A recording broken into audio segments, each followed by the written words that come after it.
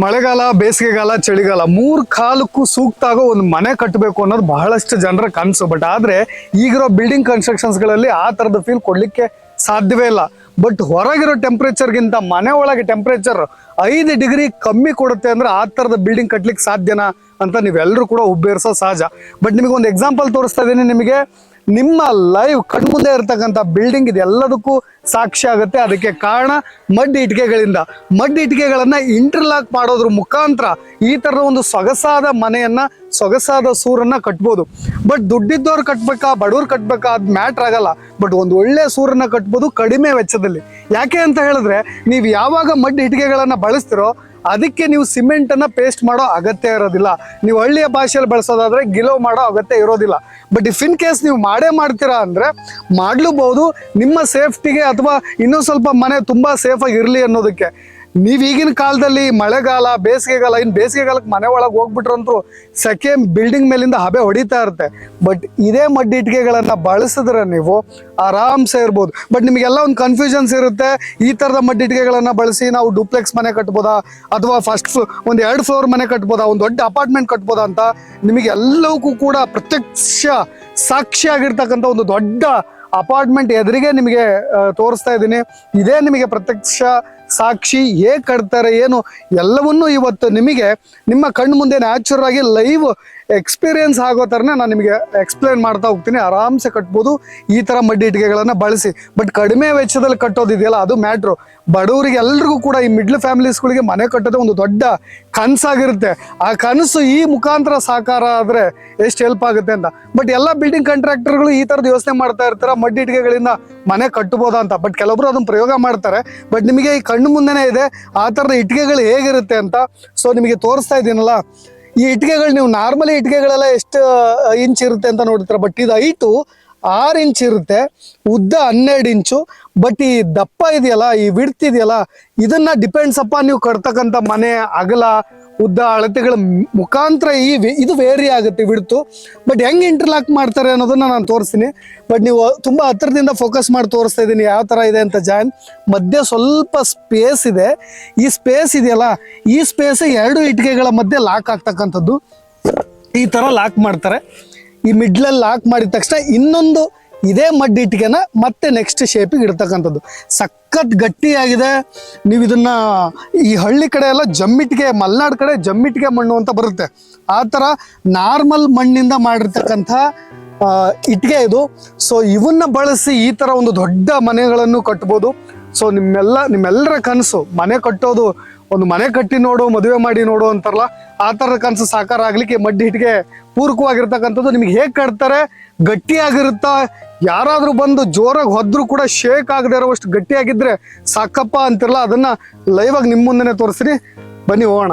ಕೆಲವೊಂದ್ಸರಿ ತುಂಬಾ ದೊಡ್ಡ ದೊಡ್ಡ ಅಪಾರ್ಟ್ಮೆಂಟ್ಗಳು ಹಾಕ್ಬೇಕಾದ್ರೂ ಸ್ವಲ್ಪ ಈ ಥರ ಲೈಟಾಗಿ ಸಿಮೆಂಟಿನ ತಿಳಿ ಇರುತ್ತಲ್ಲ, ಅದನ್ನ ಮಧ್ಯೆ ಎಲ್ಲಿ ಲಾಕ್ ಮಾಡ್ತೀವಲ್ಲ ಅಲ್ಲಿ ಯೂಸ್ ಮಾಡ್ಬೋದು. ನಾರ್ಮಲಿ ಕಟ್ಟಬೇಕಾದ್ರೆ ಆ ಥರ ಹಾಕೋ ಅವಶ್ಯಕತೆ ಇಲ್ಲ. ಬಟ್ ಇನ್ನೂ ಸ್ವಲ್ಪ ಸೇಫ್ ಅಂತ ನೀವು ಎಕ್ಸ್ಪೆಕ್ಟ್ ಮಾಡೋದಾದ್ರೆ, ಅಥವಾ ಇರಲಿ ಸ್ವಲ್ಪ ನಾವು ಕಟ್ತಕ್ಕಂಥ ಕಟ್ಟಡಗಳು ಇನ್ನೂ ಗಟ್ಟಿಯಾಗಿರಲಿ, ಅಲ್ಲ ಕರೆಕ್ಟಾಗಿ ಕುತ್ಕೊಳ್ಳಿ ಅನ್ನೋದಾದರೆ ಈ ಥರನೂ ಮಾಡ್ಬೋದು. ಸೊ ನೀವು ನೋಡ್ತಾ ಇದ್ದೀರಲ್ಲ, ಇದೇ ರೀತಿಯಾಗಿ ತಗೊಂಡು ನಿಮ್ಮ ಸೈಜ್ ಏನಿರುತ್ತೋ, ಗೋಡೆ ಸೈಜ್ ಇರುತ್ತೋ ಆ ಥರದ ಇಟ್ಟಿಗೆಗಳನ್ನು ತೊಗೊಂಡು ಸೆಂಟ್ರಿಗೆ ಲಾಕ್ ಮಾಡ್ತಾ ಬರೋದು. ತುಂಬ ಈಸಿ ಕೆಲಸ. ಒಬ್ಬರು ಮಡ್ಡಿಯನ್ನು ಕಲಿಸೋರು, ಅವ್ರು ತೊಗೊಂಬಂದು ಮತ್ತೆ ಇಲ್ಲಿ ಗಿಲೋ ಮಾಡೋರಿಗೆ ಕೊಡೋದು, ಮತ್ತು ಅದನ್ನು ಗಿಲೋ ಮಾಡೋದು, ಅವೆಲ್ಲ ಯಾವ ಮಟ್ಗೋಲ್ ತಗೊಂಡು ಸಮ ಮಾಡೋದು ಅದೆಲ್ಲ ಇಲ್ಲವೇ ಇಲ್ಲ. ತುಂಬ ಸಿಂಪಲ್ ಕೆಲಸ. ಮಕ್ಕಳ ಕೈಲಿ ಕೊಟ್ಟರೆ ತೊಗೊಂಬಂಡು ಆ ಕಡೆ ಜೋಡಿಸ್ತಾ ಹೋಗ್ರಪ್ಪ ಅಂದ್ಬಿಟ್ರೆ ಜೋಡಿಸ್ತಾ ಹೋಗ್ಬಿಡ್ತಾರೆ ಈ ಥರ ತಿಳಿ ಹಾಕಿ.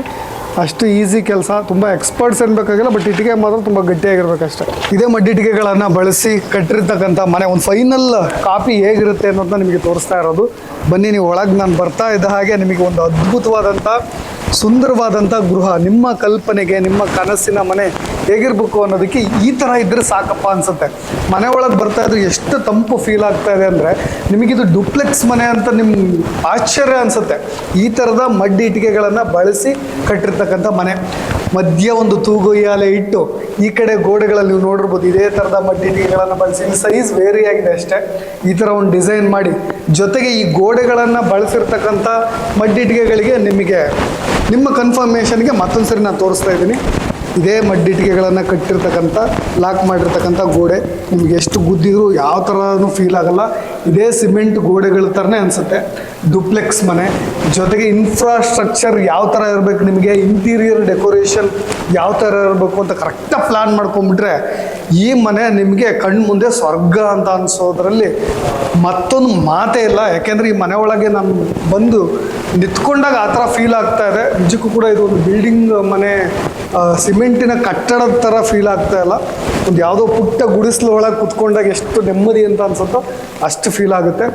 ಬಟ್ ಇದ್ದಂಥವ್ರಂತೂ ಇಷ್ಟು ಲಕ್ಸುರಿಯಾಗಿ ಕಟ್ಕೊಬೋದು. ಒಂದು ಪುಟ್ಟ ದೇವರ ಕೋಣೆಯನ್ನು ಈ ಥರ, ಅಥವಾ ಜೊತೆಗೆ ಒಳಗೆ ಈ ಡೂಪ್ಲೆಕ್ಸ್ ಮನೆಗಳು ಮತ್ತು ಒಂದು ಸೋಫಾ ಜೊತೆಗೆ ಈ ಥರದ ಒಂದು ಗೋಡೆ ವಾಲು ಪುಟ್ಟ ಈ ಥರದ ಮೆಟೀರಿಯಲ್ಗಳು ಇವುಗಳು ಇದ್ದಂಥವ್ರು ಕಟ್ಕೊಬೋದು. ಬಟ್ ಬಡವರಾದರೂ ಕೂಡ ಈ ಮನೇನ ಇನ್ನೂ ಸ್ವಲ್ಪ ಸಖತ್ತ ಡಿಸೈನ್ ಮಾಡಿಬಿಟ್ರೆ, ಸಣ್ಣ ಪುಟ್ಟ ಪೀಠೋಪಕರಣಗಳು ಇಟ್ಬಿಟ್ರೆ ಅದಕ್ಕಿಂತ ಇನ್ನೊಂದು ಮಾತಿಲ್ಲ.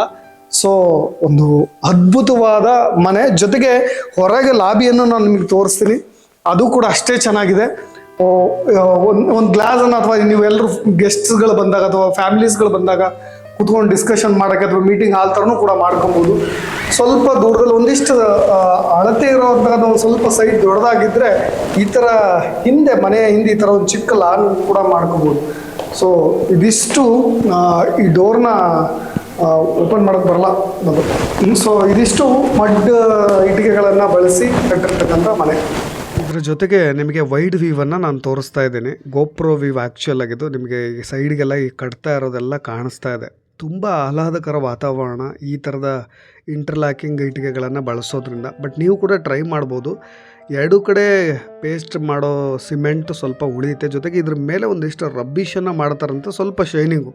ತುಂಬ ಲಕ್ಸುರಿಯಾಗಿ ಬದುಕ್ತಕ್ಕಂಥವ್ರು, ತುಂಬ ಕಾಸ್ಟ್ಲಿ ಜೀವನ, ನನಗೆ ಇಟ್ಟಿಗೆಗಳು ತುಂಬ ಶೈನಾಗಿ ಕಾಣಿಸ್ಬೇಕು ಅಂದರೆ ಅದ್ರ ಮೇಲೆ ಇನ್ನೊಂದಿಷ್ಟು ರಬ್ಬಿಷನ್ನು ಯೂಸ್ ಮಾಡಿ ಅದನ್ನು ತುಂಬ ಶೈನಾಗಿ ಕಾಣಂಗೂ ಮಾಡ್ಬೋದು. ಇಲ್ಲ ಅದೇನು ಬೇಡ ಅಂತ ಹೇಳಿದ್ರೆ ನೀವು ಅದ್ರ ಮೇಲೆ ಆ ಥರನೇ ಬಿಟ್ಕೊಂಡು ಸ್ವಲ್ಪ ಲಾಕಿಂಗ್ಗಳಿದಾವಲ್ಲ ಅವನ್ನೆಲ್ಲ ಕಂಪ್ಲೀಟ್ ಮಾಡಿಕೊಂಡ್ರೆ ಸಾಕು. ಬಟ್ ತುಂಬ ಆರಾಮದಾಯಕ ಜೀವನವನ್ನು ಕೂಡ ನಡೆಸ್ಬೋದು. ನಿಮಗೆ ಎಲ್ಲೆಲ್ಲಿ ಬೇಕೋ ಅಲ್ಲಿ ಮಾತ್ರ ಈ ಇಟ್ಟಿಗೆಗಳನ್ನು ಬಳಸ್ಬೋದು. ಬಿಲ್ಡಿಂಗ್ಸ್ಗಳಲ್ಲಿ ಎಲ್ಲಿ ಬೇಡವೋ ಅಲ್ಲಿ ನೀವು ನಾರ್ಮಲಿ ಸಿಮೆಂಟ್ ಇಟ್ಟಿಗೆಗಳನ್ನು ಕೂಡ ಬಳಸ್ಬೋದು, ಯಾವುದೇ ಪ್ರಾಬ್ಲಮ್ ಇಲ್ಲ. ಈ ಬಿಲ್ಡಿಂಗಲ್ಲಿ ಎಲ್ಲ ಕಡೆಯೂ ಕೂಡ ಆಲ್ಮೋಸ್ಟ್ ಪ್ರತಿಶತ 80% ಇದೇ ಇಟ್ಟಿಗೆಗಳನ್ನು ಬಳಸಿದ್ದಾರೆ. ಎಲ್ಲಿ ಬೇಡ ಅಂತ ಅವ್ರು ಅಂದ್ಕೊಂಡಿದ್ದಾರೋ ಅಲ್ಲಿ ಮಾತ್ರ ಸಿಮೆಂಟ್ ಇಟ್ಟಿಗೆಗಳನ್ನು ಬಳಸಿದ್ದಾರೆ. ತುಂಬ ಕಾಸ್ಟ್ಲಿ ಅಪಾರ್ಟ್ಮೆಂಟ್ಗಳು ಇವೆಲ್ಲ ಸೇಲ್ ಆಗಲಿಕ್ಕೆ ಕೂಡ ಇಟ್ಟಿರೋದು. ನಾನು ಕಂಪ್ಲೀಟಾಗಿ ನಿಮಗೆ ಒಂದು ಮನೆಯನ್ನು ಆಗಿರೋದನ್ನು ತೋರಿಸ್ದೆ. ನನಗೆ ಯಾವುದೋ ಫಾರಿನ್ ಫೀಲ್ ಕೊಡ್ತಾ ಮನೆಗಳು. ಇತ್ತೀಚೆಗೆ ಸ್ವಲ್ಪ ಮನೆಗಳೇ ಬಹಳಷ್ಟು ವಾಸ್ತುಗಳನ್ನು ನೋಡೋದು, ಇನ್ಫ್ರಾಸ್ಟ್ರಕ್ಚರ್ ಇರ್ಬೋದು, ಓಪನ್ ಕಿಚನ್ ಇರ್ಬೋದು, ಭಾಳಷ್ಟು ಯೋಚನೆ ಮಾಡ್ತಾರೆ. ಹಾಗೆ ಹೋಲಿಸ್ಕೊಂಡ್ರೆ ಈ ಮನೆ ತುಂಬ ಸುಂದರವಾಗೂ ಕಾಣಿಸ್ತು. ಬಟ್ ಡುಪ್ಲೆಕ್ಸ್ ಮನೆ ಇಷ್ಟು ಚಿಕ್ಕದ್ರಲ್ಲಿ ಡುಪ್ಲೆಕ್ಸ್ ಮನೆಯೂ ಕಟ್ಟೋದಿದೆಯಲ್ಲ, ಏನೆಲ್ಲ ಪ್ಲ್ಯಾನ್ ಮಾಡ್ತಾರೆ ಬಿಡಿ. ಕಡಿಮೆ ಅಳತೆಯ ವಿಸ್ತಾರದಲ್ಲೇ ಎಂತೆಂಥ ಮನೆಗಳನ್ನು ಕೊಡ್ತಾರೆ, ಅದರಲ್ಲಿ ಇನ್ನೊಂದು ಮಾತೇ ಇಲ್ಲ. ಬಟ್ ಈ ಮನೆಯು ತುಂಬ ಸುಂದರವಾಗಿದೆ, ಸೊಗಸಾಗಿದೆ. ಎಸ್ಪೆಷಲಿ ನೀವು ರಟ್ಟಿನ ಮನೆಗಳನ್ನು ಕೊಟ್ಟು ಇಷ್ಟು ಚೆನ್ನಾಗಿ ಡಿಸೈನಾಗಿ ತೋರಿಸ್ಬೋದು. ಬಟ್ ನಾನು ಅದ್ರ ಬಗ್ಗೆ ಮಾತನಾಡ್ತಾ ಇಲ್ಲ. ಇಂಟರ್ಲಾಕಿಂಗ್ ಮಡ್ಡಿಟಿಗೆಗಳನ್ನು ಬಳಸಿದಾಗ ಅಲ್ಲಿ ಒಳಗೆ ಕೂತಾಗ ಫೀಲ್ ಇದೆಯಲ್ಲ, ಅದು ಬೇರೆ ನೆಕ್ಸ್ಟ್ ಲೆವೆಲ್.